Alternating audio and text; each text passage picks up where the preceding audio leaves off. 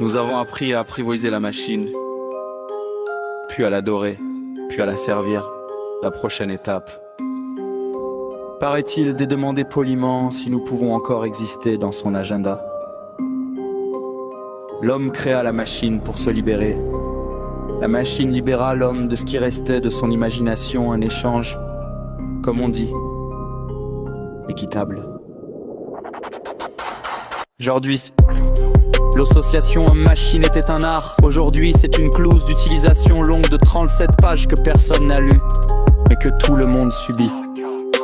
Plus l'homme sera indispensable à la machine, plus la machine découvre qu'elle se passera très bien de lui.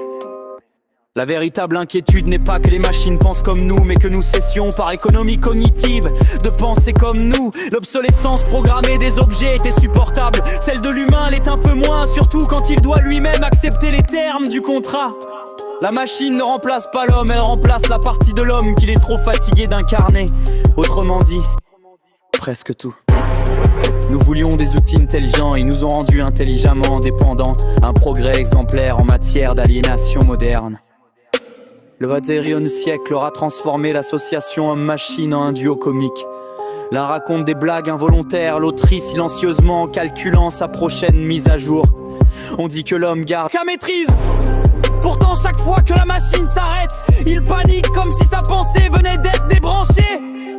Dans le ballet de l'humain et de la machine, l'art s'est perdu le jour où l'homme a accepté que la machine dicte le tempo. L'obsolescence n'est pas dans la machine, elle est dans l'humain qui croit encore que la machine lui doit quelque chose. La coopération homme-machine ressemble aujourd'hui à une vieille amitié. On se supporte, on se surveille et chacun sait que l'autre finira par le trahir. Si la machine nous surpasse, ce n'est pas qu'elle soit brillante, c'est que nous avons appris à aimer la paresse comme une vertu moderne.